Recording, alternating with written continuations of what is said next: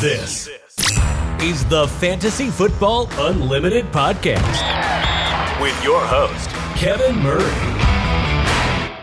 Welcome to the Fantasy Football Unlimited podcast. On this episode, we have a guest that represents the future of the fantasy sports industry. It's Hutchinson Brown. Welcome in, Hutch. Thank you so much, Kevin, for having me. This is gonna be fun, man. I'm very, very excited. Thank you so much for having me on the show. Hey, it's a privilege. I love it. You know, I've been a big fan of yours since you burst onto the scene. So much excitement regarding you. Yeah, I think about all the things that you've been doing at the age you're doing it. It's such an impressive thing. And you know, I had just interviewed Matthew Berry, the GOAT of the industry, and I thought, you know, who could come on after that and have fun. And I think it's Hutchinson Brown. I think, again, you know, interview the GOAT, and then let's talk about the future of fantasy. I'm very, very excited for this. This is gonna be fun. I appreciate it. Well, we're obviously fresh off a trip to Canton once again at the Fantasy Football Expo. What was your experience like that this year, or at that event for you this year? It was really interesting because this is my third year going to the Expo. So this is my third year. So it was really, really interesting. Like the first year going to, you know, because I went the second year the Expo was happening. That was my first year. It was, oh shoot, sorry about that. It was a little smaller than it was now. I mean, it was only a couple hundred people the first time I went, and it was really fun. But this year really was different because of the connections I made. I feel like I made connections with some of the biggest names in this industry. Like I was able to meet so many different people. I can go on a list. Like, I mean, I got to talk to Derek Brown. I got to talk to Andy Barahans, who me and him are good buddies. I got to talk to JJ Zacharyson, who I've met like on a podcast before. We've talked on a podcast, but never in person. I got to meet him. That was incredible. He's truly like my idol of this industry. Like meeting him was incredible. I got to talk to Des Bryant. I got to talk to Matt Harmon, and I've planned like potential shows and podcasts with a lot of these people. So there's a lot of opportunity coming my way within the next few weeks, possibly. I mean, I even got to talk to about a podcast with Lisa Ann on the Lisa Ann Experience, the show where she interviews people. Like, it's going to be unbelievable. Like, the connections I've been able to make at the Expo were just ridiculous. And there were so many fans. Like the last couple of years before this year, I never really had many fans come up to me and say, I appreciate your work. It's mostly been analysts. This year, there were so many fans, and I had people coming up to me saying, like, I'm just, you know, a guy who follows your work, or me and my son are really inspired by your work at your age. And it was really heartwarming. It was just so cool. Overall, like the 3 Expo weekends have genuinely been like the 3 best weekends of my life. And it just keeps getting better and better. It's unbelievable. Yeah. I mean, I remember that first year when you were there. It was, you know, it's so cool to see someone at such a young age with such a passion. I was 15 at that Expo. 15 years old. Yeah. What was it that inspired you to go? Like, I mean, obviously that's kind of a bold move to go to an industry event like that at 15 years old. Yeah, it was interesting. I was talking with good friends of mine, Joshua Hudson, Ryan Weiss, and Joe Zolo for Club Fantasy FFL. They host the No Punt Intended podcast. And I've guested on there like a handful of times, and they're really awesome. I love Club Fantasy FFL and what they do. But I was talking with Joshua, and he was talking about this Expo thing, and I was like, what is this? And I think it was the first year it was happening. And no, it wasn't. It was the year I went, and we were talking about it, and we were like, why can't I go to that? That sounds amazing. It's just fantasy football analysts like chilling and hanging out for a fun weekend. So I did more research, and I was like, this is something I have to go to. Like, this is 100% something I have to go to. So I talked to my dad, because obviously I couldn't drive. So, I mean, I've never driven there. I didn't even drive there this year. My dad didn't let me. He didn't let me drive there this year, even though I have my license. I couldn't get there myself. So I was talking to my dad, and he was like, this seems like a big trip, but it's reasonably affordable. Like, it seriously is. For the weekend experience that you get, it's actually reasonably very affordable. And it seems like a lot of fun. Why not go for it? So we just went out, and it was genuinely an amazing time. I remember like the first few seconds of the Expo, I walked in because we got rooms in the DoubleTree. So I walked in the DoubleTree hotel. I immediately, like, my dad couldn't find me because there were 5 grown men surrounding me, asking me questions and talking to me because they all knew who I was. Yeah. They were all like, Hutch. Like, it was unbelievable. It was so ridiculous because I was the only like kid there. So everyone knew who I was. It was ridiculous. Yeah, it's so cool to see your dad there every year. I mean, the support that he's providing you. I mean, talk about that. Yeah, it's unbelievable. My dad is probably like the greatest support system I have in life in general. He really is, especially with this fantasy football stuff. Like, For those out there who have it confused, he was never into football, like really at all. Like he was basically never into football when I started my fantasy football stuff. He didn't really watch. I mean, he enjoyed watching the games, and a lot of our family and friends are Eagles fans. We live in Bethlehem, Pennsylvania, Eastern PA area, so we're all Eagles fans. And he would love to watch the Eagles games, but not much more than that. And I got him into fantasy football. I got him into, knowing all the stats and knowing all the players, and he's good. Like we do our showdown competition every year, and he beat me last year at the DFS. Every week we built a DFS lineup, and he won more than I did, and it was just like, dang, I've taught him too well. It's not fair anymore. He's actually pretty good. He's gotten into Dynasty. He's gotten into Dynasty too. Like he knows what he's talking about. Like he always talks to me about the news that's going on. Like we've been talking about the Jonathan Taylor stuff a lot. And it's been really, really interesting. But seriously though, my dad is like my greatest support system. And it's so like he helped me build out this studio that I have. I have sound dampening blankets around me. Like I don't know if this is video, right? I'm assuming there's video. Yeah. Give it this background. Yeah. Yep. You can see the blankets right here on the sides. But there's sound dampening blankets all around me. I have all my microphones and all the computer stuff here. And because he was a musician in his 20s. He tried to be a rock star, and then he turned into a nurse, and then now he's a nurse manager. But he tried to be a rock star for a while in his early 20s, and he knows a lot about music, and he's still a great musician to this day. So he helped me set up a lot of this audio stuff.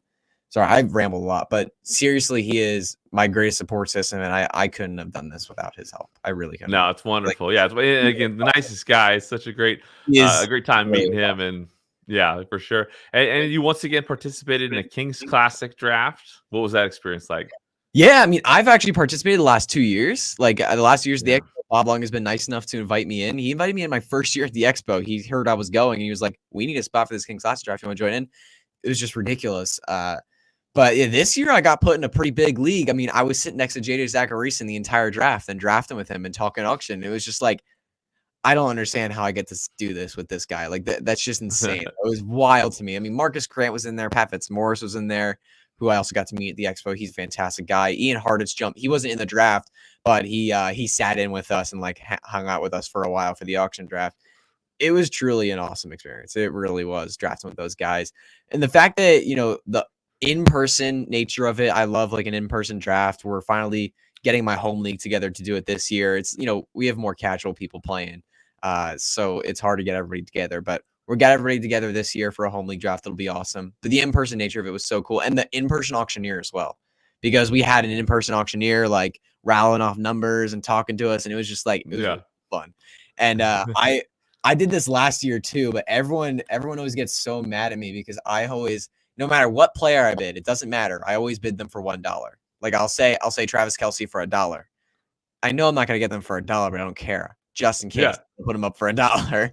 So, and everyone gets so mad at me. And then they bid up 10, 20, 50. And it's like, okay, there we go. And you got to start somewhere. You always got to start somewhere. I always get a chuckle every time I did it. And then every time someone JJ would bid players, I was like, you should have bid him for $1. He was annoyed at me, but it was awesome. I love it. So when did you first discover fantasy football? Oh man, I mean, I first discovered fantasy football. It was from my cousin. Shout out to my cousin Isaiah. He tunes into all my stuff all the time. My older cousin Isaiah. We went to an Eagles game together. Me, him, my dad, and my uncle. And it was an Eagles game. It was week 5 of the 2018 NFL season.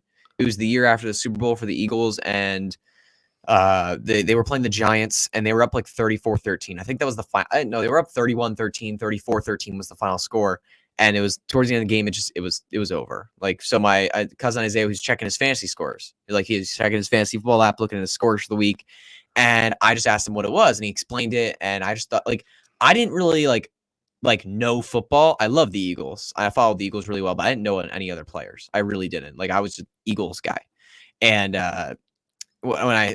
when he showed me that, I was like, man, I got to get into that next year. So throughout the rest of the season, I did so much research, learning all the players, learning numbers, learning statistics, learning how fantasy football works, doing all the research possible. And I played in my first league that next year. It was in 2019.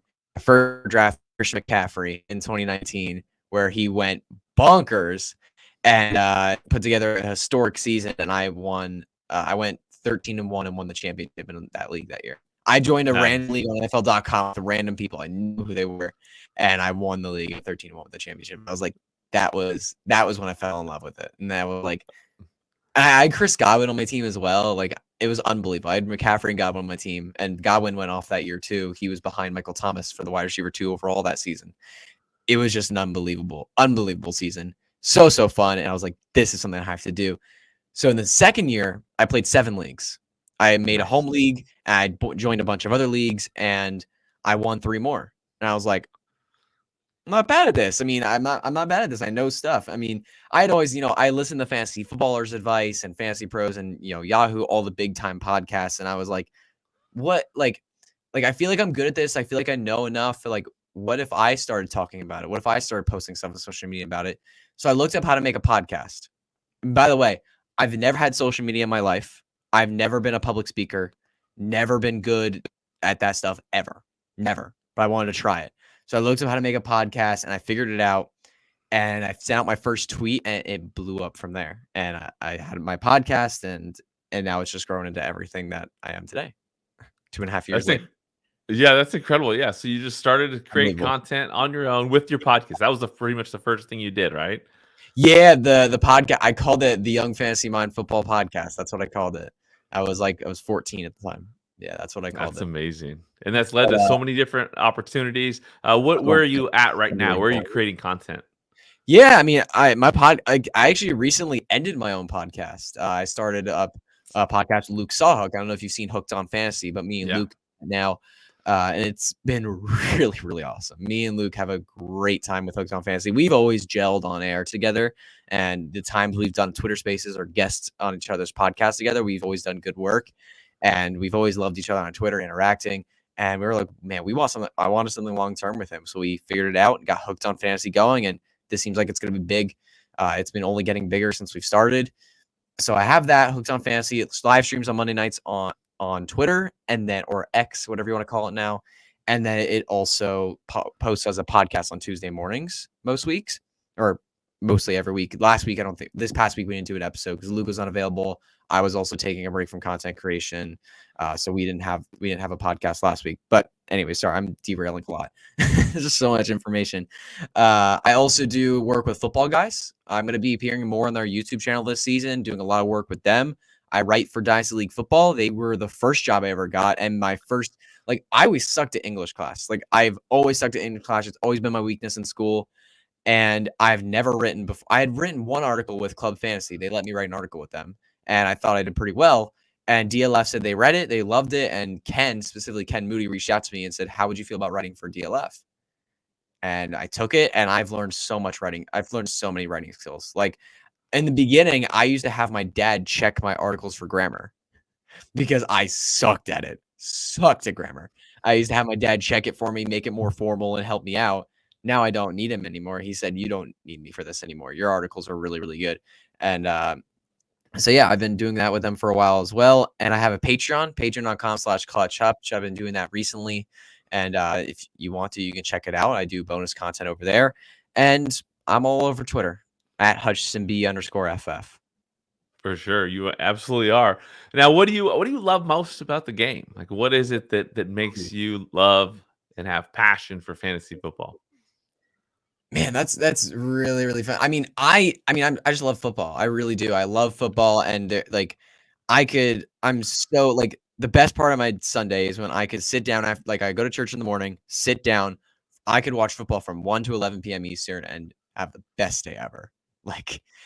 My perfect Sunday, getting up early in the morning, working out, then going to church, coming home, watching football all day for 10 hours, and then going to bed.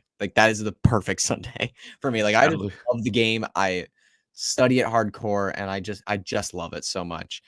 But really about fantasy football is the connections you can make with people. It's something that you can, I know tons of stories of people who catch up with their college buddies or their high school friends because they started a fantasy football league together, and that's how they keep up together.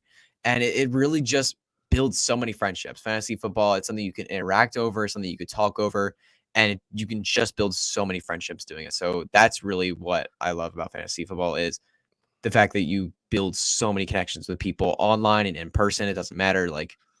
It really is just an opportunity for so much connection. It's true. In my home league, it's friends from elementary school, junior high, high school. college, Awesome. and family members. So it's that mix keeping everybody connected. Amazing. That's what I love about the game for sure. Can you name a person in the industry that you would love to just watch a football game with, just to hear their insight and perspective on the game? Wow, man, that's I saw the question on the thing and I was like, "Oh my goodness, that's a really hard question to talk to one person." Man, I think I mean, I've gotten to talk to him on a podcast, I've interacted with Twitter a few times, but to be able to sit down and watch a football game, I've mentioned him in the show, JJ Zacharyson. If I could sit down and watch a football game with him, hear him analyze the game and talk about it and, for fantasy purposes too, that would be unbelievable. So JJ, if you're out there listening, I would love to sit down and watch a football game with you if you're ever available. So yeah, JJ would probably be my pick. There's so many good ones. There's so many people you can name and you could shout out here. But I talked about how early in my fantasy football playing career, I listened to big podcasts. The Late Round Fantasy Football Podcast has always been my go-to. And it still is to this day. It is 100% my go-to podcast. I don't miss an episode. JJ is just the best. Yeah, no, he is outstanding for sure. It was so fun to watch you get a chance to meet him at the expo. I feel like I botched our first interaction. I went up to him and said hi. I was so nervous. I was sweating. My heart was racing. And I just said hi 3 times, smiling and had my hands on my face. It was so bad. I felt so embarrassed. But then I got to talk to him again with my dad. And we had a really great conversation. So it was really, really, I saved myself with the second one. Well, he's such a good guy. He's definitely approachable, right? Oh, he's so good. Yeah. So you said you're putting together your first live draft for your home leagues. It's never happened before live. Last year we had some of the people make it, but so many canceled, so it didn't really come together very well. But this year, yes.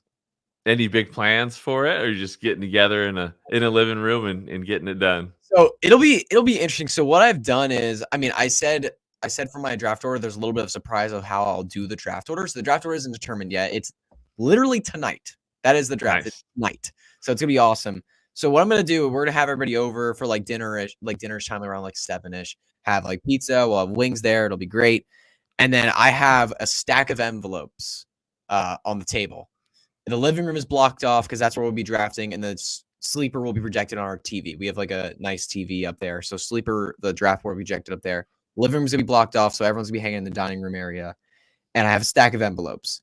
The envelopes, everyone's gonna take one at random. And because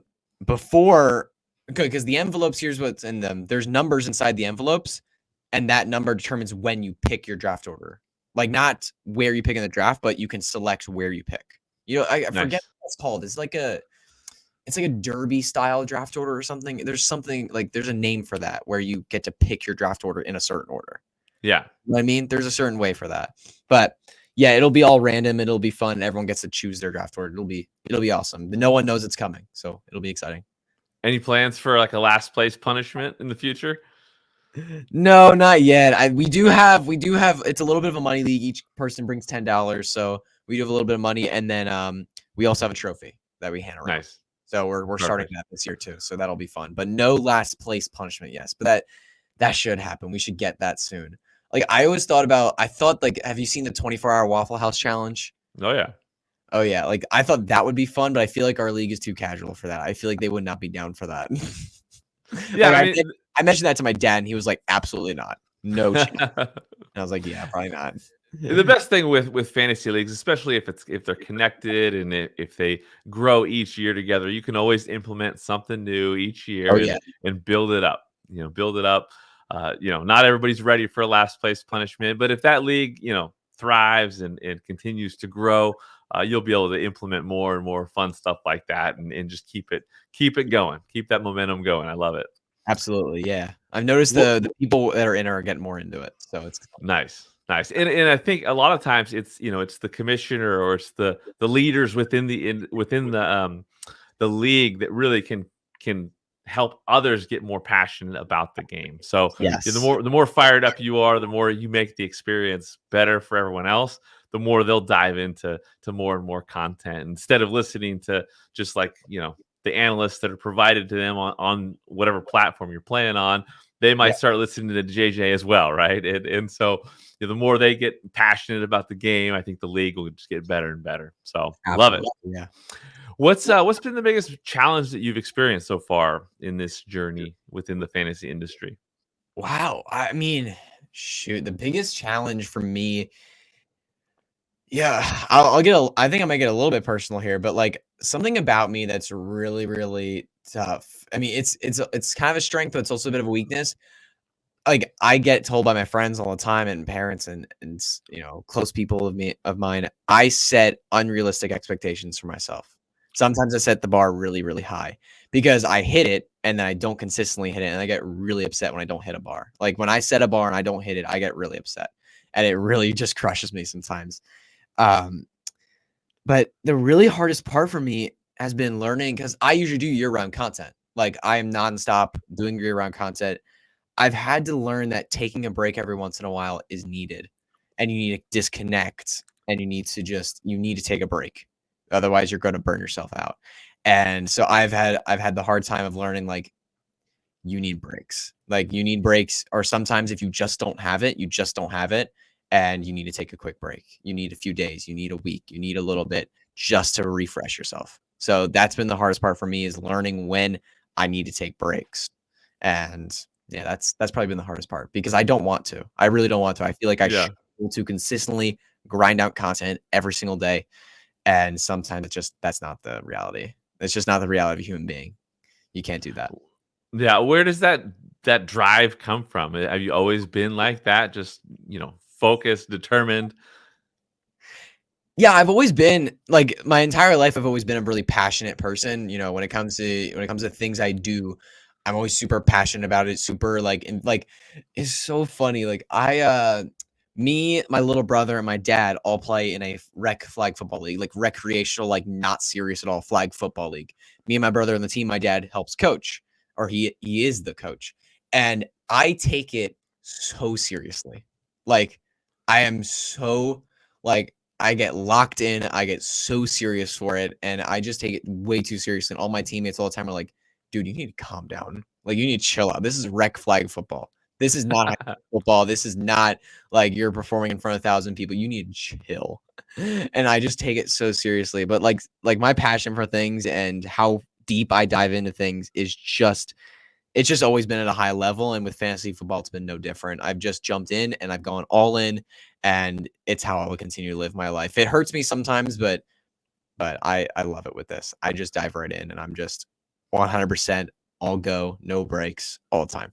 That's awesome. Well, it's been fun to witness, seeing your rise. Obviously, you got to try to balance things out as best you can and try to avoid burnout because, Oh you yeah, know, absolutely. we all want to see you thrive, obviously. What are your plans? Like, where are you 5 years from now, 10 years from now? Have you been looking at, you know, what I guess what's your plan with like college and in career? What are you looking to do? Yeah, it's really interesting with college and with, my career where I'm going, because this year's my senior year in high school and it starts this Monday. Scary. I'm only gonna be in school half the day because I have enough credits to the point where I can go to school half the day and still get enough credits to graduate. So I'm a little bit ahead. And so I'm gonna go to school half the day, high school, and then I'm gonna do some dual enrollment, which is taking college classes in high school years. So I'm going to be going to a community college in our local area, taking some college classes as well. And then hopefully I can transfer those over to like a 4-year school and like do something bigger with that. I'm really looking like I would hope to get like a communications degree or a broadcast like journalism kind of degree, like something in that area. But I'm really looking for a job in this fantasy football industry. I really am. I'm looking for that full-time job. I'm looking to get it. And I think I'm going to be able to do it. I really do. Like I try to like humble myself and like slow the brakes and be like, dude, this would be a dream job. This would be absolutely insane. You gotta calm yourself down and think about other options. But I really think I'm going to make it. And I'm going to do everything I can. And if that means I have to go to college and get a degree, I'm going to go to college and get a degree. But if I don't have to, then I don't think I will. Why spend like 50,000 extra dollars and get yourself in a ton of debt when you don't have to, you know? Like if I Yeah, have a full-time job without getting in all that debt, I'm not going to. But yeah. college is something that's flowed through my mind. I've looked at colleges, looked at potential degrees I could get. But really my goal at the end of this is to have a full-time job in the fantasy industry and work up from there. I love it. And Really that is true. Yeah, you want that flexibility. It's good to at least be open about school or no school. I mean, again, if the opportunity is there, you can dive in again at a young age. The sky is the limit. The future is so bright for you. And again, just super excited to see where things go for you. Oh, thank you, man. I appreciate you. But yeah, it'll be interesting to see how these next couple years will be big, as I get towards like 20 years old, graduate high school, start looking at more college options. It'll be really, really interesting to see where this all goes. But I'm really this is the year where I'm turning 18 in July, next July. And I'm gonna be pushing for that full-time job after I get out of high school. I'm going for it. I want the job. I'm looking for it. I'm looking for a big opportunity in this industry. That's what I'm gonna be pushing for this year. I love it. Well, for actual football, name a quarterback that you're gonna try to get in most of your drafts. Obviously, I'm sure you're in how many leagues are you going into this year?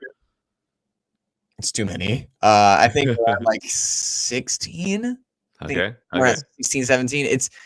It's too many. I'm sorry, but I might miss a few lineups this year. To any of my league mates out there, I might, and I'm sorry. I just can't handle it. It's too many. It happens. No, it happens. But every year. Yeah, for sure. And that that's hard to find that balance. But name a quarterback that you're gonna escape most drafts with this year. Yeah, I prepared some names for this question when I saw you down there. I wanted to have some names get prepared. The quarterback I really want to target in fantasy, this guy is going around the QB 14 off the board. Last year he finished as the quarterback 9 in most scoring formats. He's got upgrades to his offense. He's a rushing quarterback. I don't understand why he's going so low. The upside, I don't think top 5 is possible, but if he can get to QB 7, I think that's very possible. I'm talking about Daniel Jones, quarterback of the New York Giants. He finished as a top 10 quarterback last year in most scoring formats with 15 passing touchdowns. 15. That's not even one per game. That's what you were at last year. Darren Waller's now been added to this offense, and from everything we've seen, he's looked like a monster. And when he was healthy with the Raiders the last couple of years, he's still been good. He's not bad. He's a good player. It's just he's been hurt the last couple of years, and that's been the main problem. But with the Giants, if he was able to stay healthy, he's still only 29 or 30 years old this year. He has plenty of opportunity for targets.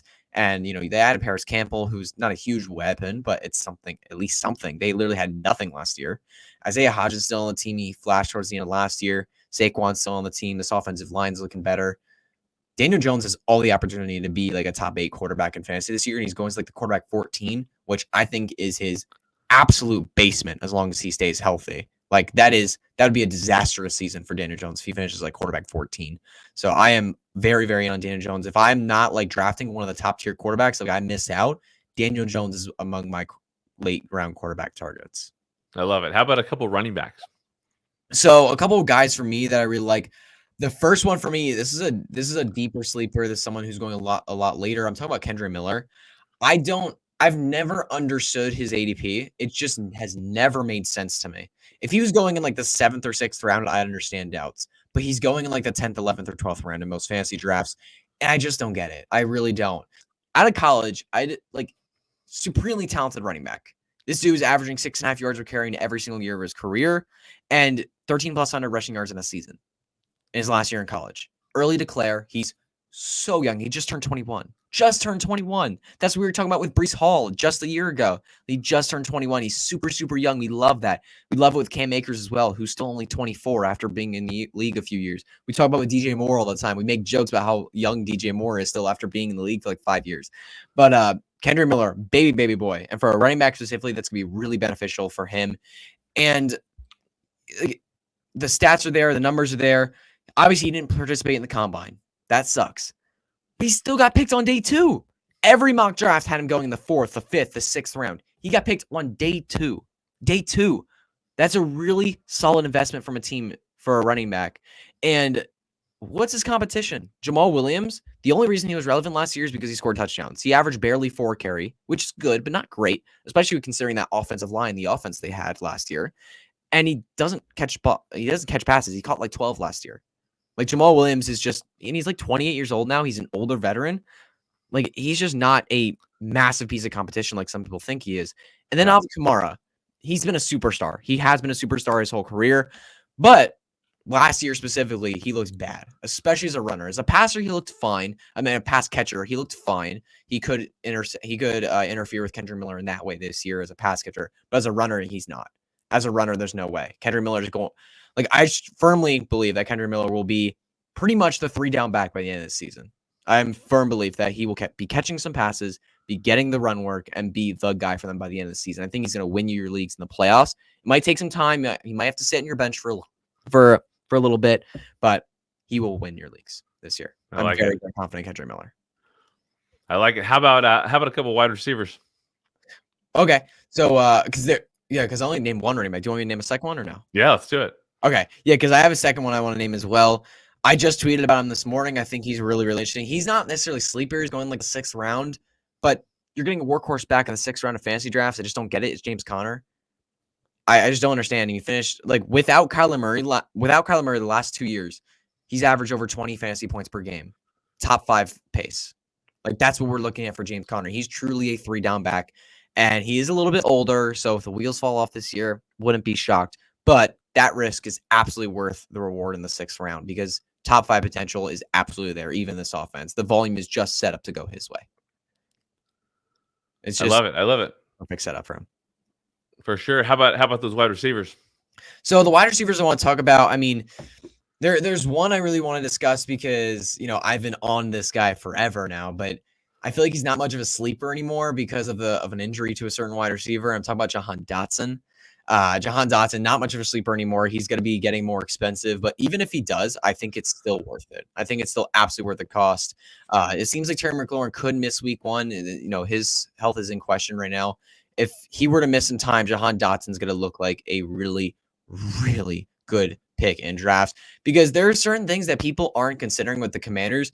I feel like people aren't considering with the Commanders that this is going to be a very consolidated offense. When you look at the offense behind Jahan Dotson, behind Terry McLaurin, specifically the passing offense, there's just nothing. There's just nothing. Like Diami Brown, Logan Thomas, like there's just nothing behind those two. I think Eric Bieniemy is very smart. He's a very smart OC. He did a lot for Kansas City. And specifically, he consolidated the targets between Travis Kelce and Tyreek Hill. And I think that's what we're going to see here with Jahan Dotson and Terry McLaurin, 2 very talented wide receivers that can get the job done. I think both of them will earn at least a 23+% target share in their offense this year. And I think both will be very relevant fantasy wide receivers, even if Sam Howell doesn't play well. And even if they switch midseason for quarterback, there's still going to be plenty of volume for them to be both relevant. I think this is going to be a very consolidated offense specifically between those two. And as a result, very in on Jahan Dotson, who's going so much later than Terry McLaurin.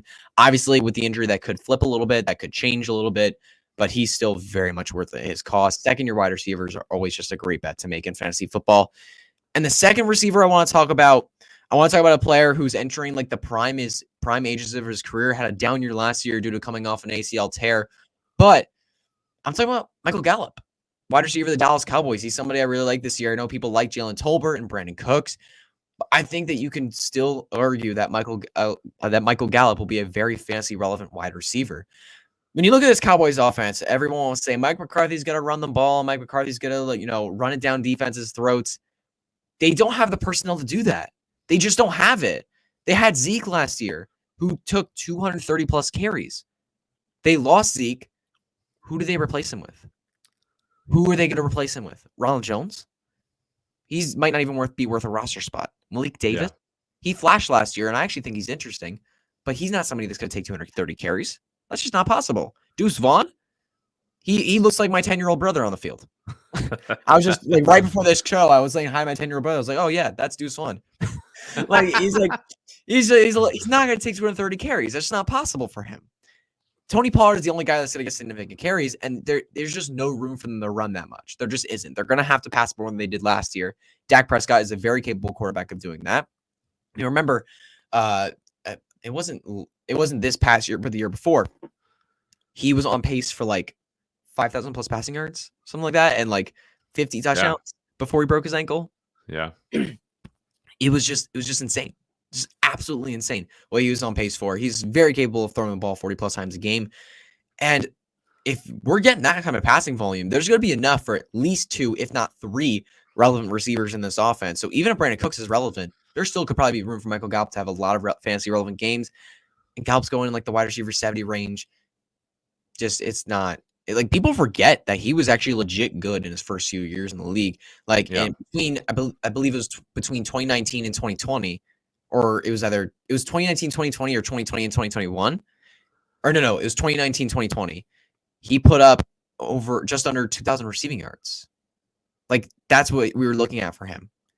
Easily, I could see 800 plus yards, 5 to 7 touchdowns this year. That's going to be a very relevant season. He's going to crush that ADP where he's going. He's going like the wide receiver like 70 range. That's where he is in drafts. It's just wild.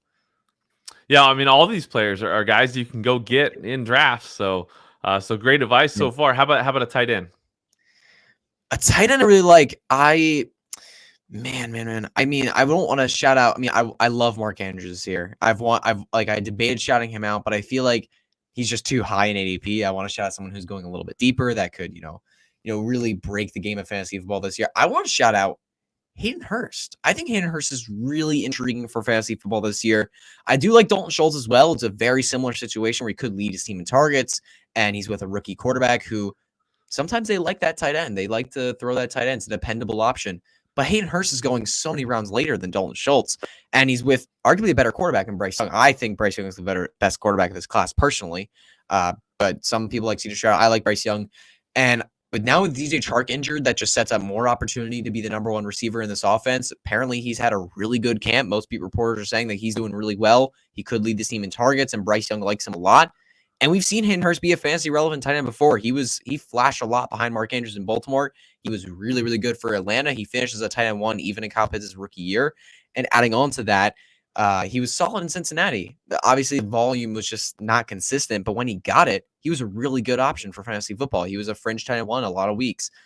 In Carolina, usually wide receivers are really impacted by their rookie quarterbacks. Rookie quarterbacks don't usually sustain fantasy relevant wide receivers. It just doesn't happen very often. And when it does, it's with like can't miss prospects. It's with prospects like Trevor Lawrence or Joe Burrow, guys that aren't misses. But specifically with Bryce Young, the receivers are going to have a tough time, but tight ends usually aren't impacted by their quarterbacks as much. Usually they're less dependent on their quarterback play. I think Hayden Hurst could have a lot of opportunity for a lot of volume. He's going like tight end 20. Like, it's so worth a dart throw. If I'm going like 0 tight end, completely punting my tight end position, which I usually do if I don't go early tight end, Hayden Hurst is my guy. I like him a lot. I like it. Yeah, again, great advice. Love to see it. And Hutch, again, most people out there that I guess there's a lot of people out there that want to do more in fantasy sports, content creation wise.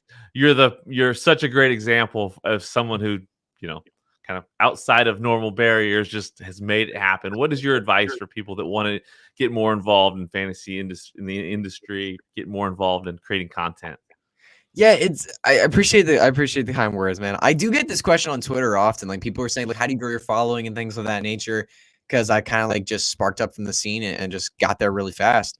But I would say that making connections and making friends in this industry, I always try to be a person that's obviously, like, I make mistakes sometimes, I make stupid jokes and say stupid things, but I always try to be a positive force on my Twitter, be a positive person in the space, and be someone that is very approachable and someone that you always want to interact with. That's really what I try to be in this industry. Someone I try to be, being approachable and being a good person, someone that people like and will attach to, is a good thing. So I would say trying to make your friends, trying to make connections, guest on as many shows and talk with as many people as you can. Making friends and making connections is just super, super important. And to do that, you have to be a nice person. You have to be a good person to people. You have to be someone that people will like. Yeah, no, that's great advice and very, very much true. Now you have encountered some people that that come after you for your age. How does that affect you? How do you respond to that? Honestly, not at all. It doesn't impact me at all. I mean, I very rarely get into fights on Twitter. I don't do that stuff. Even if someone sends a nasty comment at me, like they say, "Oh, your take is stupid. You don't know what you're talking about." I won't even like argue with that. I'll just say, "Oh, here's why I think this take makes sense." And then I get no reply because my take actually makes sense. It doesn't, it's funny sometimes with trolls on Twitter. I love to mess with people. But with trolls specifically on Twitter, I don't mess with people, but trolls specifically, I like to get in their heads a little bit. Sometimes I'll just comment like, "I love you too." with a little something, just have a little fun. But with people that like really attack me, I tend not to defend I don't want to get in stupid fights. If I see an opportunity where I really need to defend myself, I will. I've done it a couple times, and the industry, most recently, there was this guy on Twitter, I don't even remember his name, but he started going after me because of my age and thought I was stupid because I don't know what I'm talking about because I'm young. And like, I feel like all of Twitter had my back. It was insane. Like, I got a Matthew Berry quote tweet and a follow from it, and it was just, it was wild. It was just absolutely insane. And it's just, it was unbelievable. Like the amount of support the industry gave me in that moment was really cool. I was able to defend myself a little bit. I saw people getting into nasty fights with this guy on Twitter as well. And I was just like, you don't have to do that. I DM'd those people, said, it's not worth it. Don't do that. You don't have to do that. I appreciate you trying, but just don't. But yeah, with backlash and stuff like that on Twitter, I tend not to interact. I just don't want to get in stupid fights that are meaningless. Yeah. But if there's a fight that's worth fighting, I will definitely go for it. I love it. Well, again, yeah, we definitely have your back. It's something that we, so many people are so excited for everything you're doing. And I appreciate you coming on. It's the heart of the fantasy football calendar with all those drafts coming up. Like this weekend is National Fantasy Football Draft Weekend. So yeah, man. Happy to have you on here. Is there anything you want to add or share before we close things out here today? No, man. I just want to thank you so much for having me on the show. I love talking about fantasy football. I love it. But also, being asked about my journey in this industry. I love talking about it because I've been told that it's really inspiring to a lot of people. I got told at the expo this past year, there was a father and son that came up to me and were like, you are really an inspiration to us. And we together listen to your podcast. We listen to your content every day. And it's just it's really, really sweet. So I love sharing my story because it's something that I see that it motivates people, inspires people a little bit. So that's really nice to see. So I like sharing. Yeah, keep doing your thing. Again, excited to see where things go for you in 2023 and beyond. So keep it up. Keep up the great work. And again, thank you so much for coming on, and look forward to seeing everything you're doing in the future. Thank you so much, Kevin. I appreciate you, man. Thank you for listening to the Fantasy Football Unlimited podcast. Until next time, be sure to follow and subscribe to all of FFU's social media accounts for daily content.